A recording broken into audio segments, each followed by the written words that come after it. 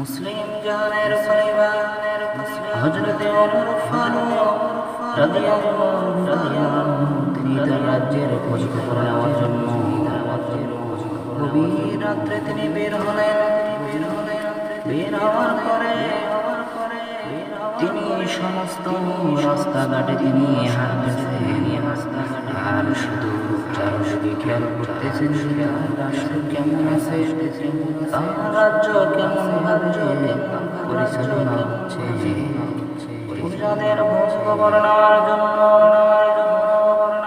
জনগণের খবর নেওয়ার জন্য হযরত ওমর ফারুক গভীর রাত্রে বের হলেন। বের হওয়ার পরে তিনি রাস্তা দিয়ে তিনি হাঁটতেছেন আর হযরত ওমর ফারুক রাদিয়াল্লাহু তাআলা লক্ষ্য করলেন কোন একটা ঘরের ভিতর থেকে করে কোন এক মহিলা তিনি গান গাইতেছে। হযরত ওমর ফারুক চিন্তিত হয়ে গেলেন যে কুরআন এবং হাদিস নামে পরিচালনা হচ্ছে সেই রাজ্যে সেই রাষ্ট্রে করে কি এমন গান গাইতেছে আমার তো দেখতে হচ্ছে।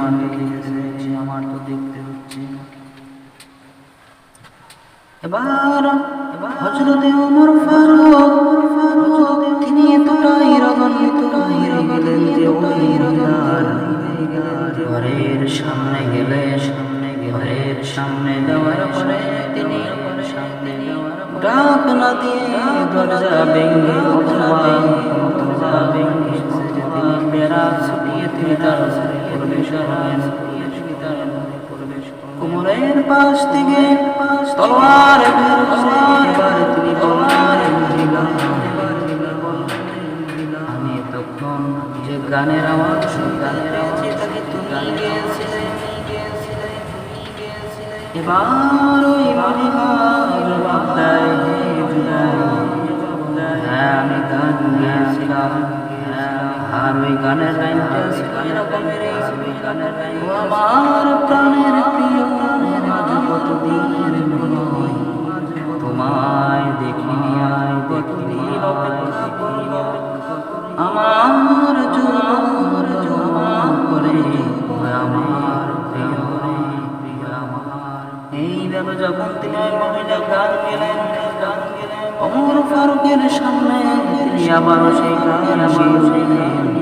সেই গান এবার হযরত ওমর ফারুক তলোয়ার দেখে বললেন মহিলা আমি এখনই তোমার দেহ থেকে তোমার মাথাটা আমি আলাদা তুমি কি জানো এই রাজ্যের খলিফাকে কে রাজ্য কে রাষ্ট্র পরিচালনা করে আর ওই মহিলা জবাব দেয় রে যুবক আমি জানি এই রাজ্যের এই রাষ্ট্রের খলিফা হলেন হযরত ওমর ফারুক। ওমর বললেন তুমি কি তাকে দেখেছো? মহিলা বললেন না আমি দেখিনি তবে শুনেছি সে বড় রাগী মানুষ যাকে ধরেন তাকে যদি ছাড়েন না এবার হযরত ওমর ফারুক বললেন রে মহিলা এত গভীর রাতে তুমি কাকে নিয়ে গান গেয়েছো? কোন পুরুষের সাথে পরকীয়া করতেছো বলো? তুমি কি জানো না যে এই মুসলিম জাহানে এই রাষ্ট্রে গান গাওয়া সম্পূর্ণভাবে নিষেধ। এবার মহিলা জবাব দিতেছে রে যুবক এই রাষ্ট্রে গান গাওয়া নিষেধ আমি জানি তার আগে তুমি বলো তুমি কেন আমার ঘরে অনুমতি ছাড়া প্রবেশ করলে?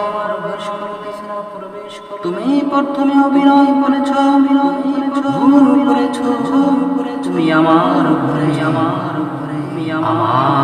অনুমতি ছাড়া তুমি প্রবেশ করেছ দ্বিতীয় ভুল হচ্ছে তুমি সালাম দাওনি আর তৃতীয় ভুল হচ্ছে কোনো একটা ঘরে তুমি এত ঘরে বেশ করলে ঘরে একটা অনুমতি নেওয়ার দরকার ছিল কাছে কাল সকালবেলা আমি এই রাজ্যের খলিফা আমিরুল মুমিনিন হযরতে ওমর ফারুকের দরবারে আমি তোমার জন্য আমি নালিশ করব তিনি তোমার কঠিন বিচার করবেন হযরতে ওমর ফারুক এবার তিনি আশ্চর্য হয়ে এই মহিলা আসলে কি তার পরিচয় আমার জানতেই হবে ধারণ করতেই হবে হযরতে ওমর ফারুক এবার বললেন মহিলা আগে তুমি বলো কেন তুমি গান গেয়েছো কি তোমার মনে দুঃখ কি তোমার মনে কষ্ট তুমি আমাকে বলো এবার ওই মহিলা বললেন তোমার কাছে বললে আমার কি এমন লাভ হবে কি এমন ফায়দা হবে যুবক হযরত ওমর ফারুক রাদিয়াল্লাহু তাআলা তিনি বললেন মহিলা তুমি বলো চেষ্টা করো তোমার কষ্ট দূর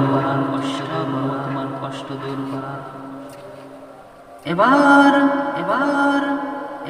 ওই মহিলা বলল আজকে আমার বিবাহ হয়েছে 8 মাস 1 বছর তোমার এক বছর এসেছে 1.5 বছর আমার যখন বিবাহ এই সমস্ত মেহমানগুলো আমার স্বামী আমার ঘরে আমার বাড়িতে ছিলেন আমার বাবার বাড়িতে ছিলেন বাবার বাড়িতে থাকার পরে আমাদের কোনো বছর হয়নি কেবলমাত্র বিবাহ হয়েছে বিবাহ হওয়ার পরে খাওয়া দাওয়া শেষ করা হলো এরপরে ঘরের সামনে সমস্ত বসা এমন সময় একজন বার্তা সংবাদ বাহক একটা চিঠি নিয়ে হাজির হয়ে বললেন কে এখানে সাদ বিন আব্দুল্লাহ তোমার জন্য হযরত ওমর ফারুকের পক্ষ থেকে এই রাষ্ট্রের খলিফা পক্ষ থেকে তোমার কাছে চিঠি এসেছে এই তোমার চিঠি না যেবার আমার সাথে না ওই চিঠিটা আনলেন এবং পড়লেন তার তো চোখ দিয়ে শুধু পানি পড়তেছে দরজার পাশে এসে বললেন আমার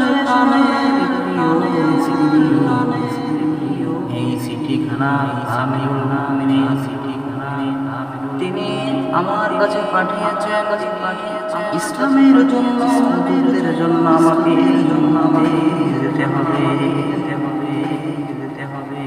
আমি আর তোমার জন্য অপেক্ষা করতে পারবো না আমাকে এখনই যেতে হবে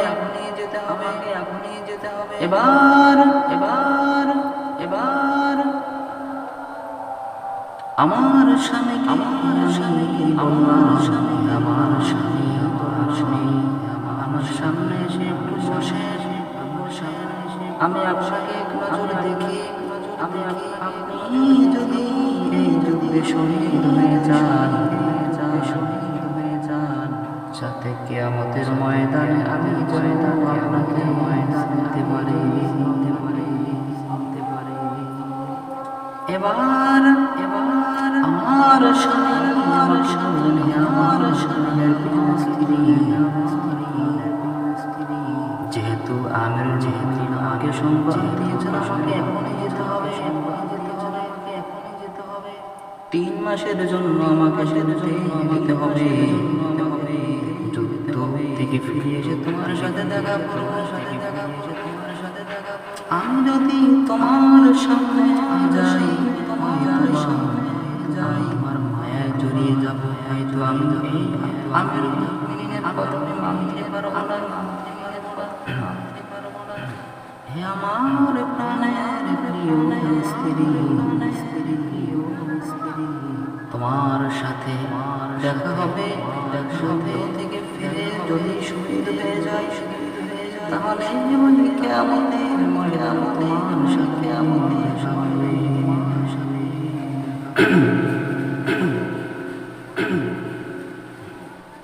এবার আমার স্বামীকে আমি বললাম, হে আমার স্বামী, আপনি আমার সামনে আসেন, আমি একটু দেখি। আমার স্বামী আমাকে বলছেন, আমি তোমার সামনে এসে পারবো না। আমি দরজার পর্দার আড়ালে পাশ থেকে আমার স্বামীকে খুঁজে দেখলাম। আমার স্বামী আমি দেখা মাত্র তিনি আমাকে সালাম দিয়ে চলে গেলেন।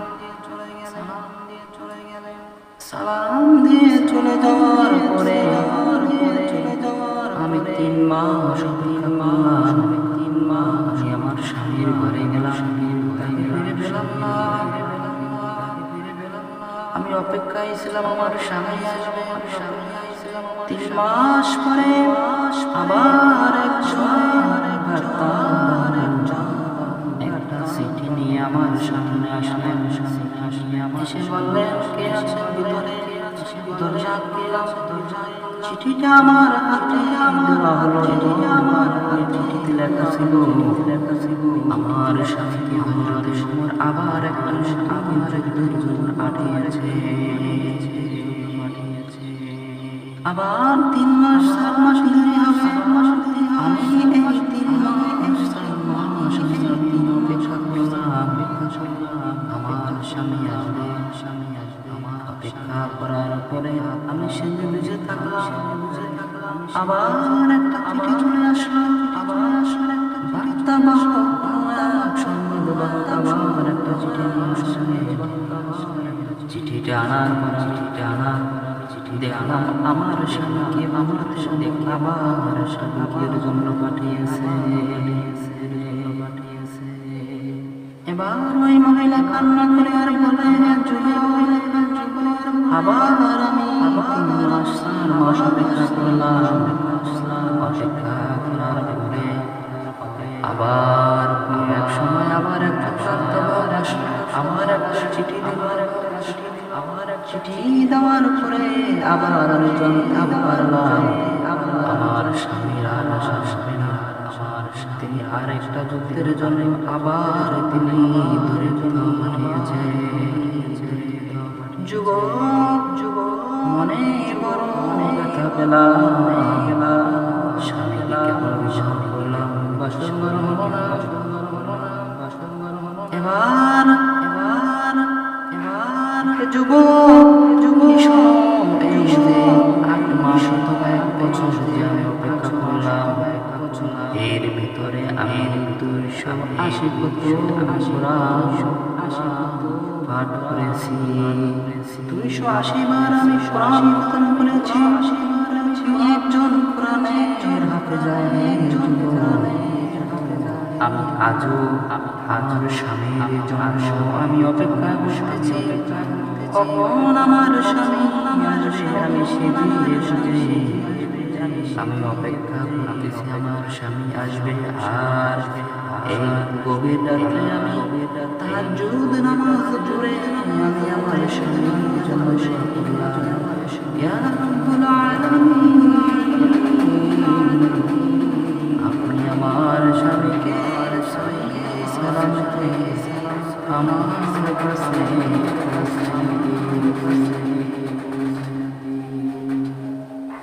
হে যুবক, আমি আমার স্বামীর ভালোবাসায় গান গেয়েছি। এটা কি আমার এই কথা শোনা মাত্রই হযরতে ওমর আর কোনো কথা না বললে দৌড়ে ঘর থেকে বের হয়ে গেলেন। বের হয়ে দৌড়ে দিয়ে চলে আসলেন তার মেয়ের কাছে। এসে বললেন, মা তার মেয়ে হাফসার কাছে এসে জিজ্ঞাসা করলেন হে আমার কন্যা তুমি বলো এ কথা স্বামী ছাড়া কতদিন থাকতে পারে, স্বামী ছাড়া কতদিন থাকতে পারে। ওমর ফারুকের কন্যা হযরতে হাফসা রাদিয়াল্লাহু তাআলা আব্বা জান একটা মেয়ে, একজন নারী কষ্ট করে হলেও 3 মাস বা 4 মাস থাকতে পারে। এর বেশি যদি তিনি থাকতে যায় তাহলে তার হয়তো কোনো পাপে জড়ানোর সম্ভাবনা রয়েছে, তার অনেক কষ্ট হবে, হয়তো সর্বোচ্চ 3 থেকে 4 মাস কোনো নারী স্বামী না থাকতে পারে। এই কথা শোনা মাত্র হযরতে ওমর ফারুক রাদিয়াল্লাহু তাআলা তিনি দৌড়াইয়া মসজিদের ভিতরে পড়ে গেলেন। সিজদা থেকে মাথা উঠিয়ে তিনি রব্বুল আলামিন আমি বড় অন্যায় করে ফেলেছি, তুমি আমাকে ক্ষমা করে দাও। এই মহিলা আসলে অনেক কষ্ট করেছে আমার জন্য, আমি বড় অন্যায় করে ফেলেছি। এবার হযরত ওমর ফারুক আল্লাহ তাআলার দরবারে ওই মহিলার জন্য দোয়া করলেন, স্বামীর দোয়া করলেন এবং সরে তিনি যুদ্ধের ময়দানে চলে গেলেন। যুদ্ধের ময়দানে চলে যাওয়ার পরে তিনি ডাক দিয়ে বললেন, কে আসো সাথ, কে আসো আমার সামনে আসো। যুদ্ধের ময়দান থেকে আগ জাগিয়ে তিনি দৌড়ে আমিরের সামনে এসে বললেন, হে আমির, আপনি আমাকে কেন ডেকেছেন বলেন। হযরত ওমর ফারুক বললেন, সাদ বিন আব্দুল্লাহ বাসাত আজ থেকে তোমার জন্য ছুটি, আসার 4 মাস নয়, যতদিন তোমার স্ত্রী স্বেচ্ছায় তোমাকে আসতে বলবে ততদিন তুমি আসবে না, তোমার ছুটি। আর হ্যাঁ, তুমি তোমার স্ত্রীকে বলিও আমি তার বাসায় গিয়েছিলাম। তার বাসা যাওয়ার পরে তার মনে দুঃখের কষ্টের কথাগুলো আমি শুনেছি, আমি শুনতে পেরেছি। সব কাহিনী তোমার স্ত্রী আমাকে বলেছে, আমাকে চিনতে পারিনি, আমি ছদ্মবেশ ধারণ করেছিলাম, আমি তাকে পরিচয় দেইনি। তুমি তাকে গিয়ে বললে তোমার স্ত্রী যেন আমাকে ক্ষমা করে দেয়। এবার যুদ্ধের ময়দান থেকে তিনি ছুটি তার বাসায় ফিরে গেলেন। স্ত্রীর সাথে কথা বলে তিনি তার স্ত্রীকে বলেছেন, আমার প্রাণের প্রিয় স্ত্রী, গতকাল রাত্রে যে যুবক তোমার বাসায় এসেছিল, যুবক কেউ নয়, তিনি হলেন মুসলিম জাহানের দ্বিতীয় খলিফা হযরত ওমর ফারুক। স্ত্রী আশ্চর্য হয়ে গেলেন। এবার তিনি বললেন, আমার স্বামী, আমি বুঝতে পারিনি, তার সাথে আমিও ভালো আচরণ করিনি, আমিও তাকে ফিরে গিয়ে কোনো সময় বলবে, তিনি যেন আমাকে করে দেয়।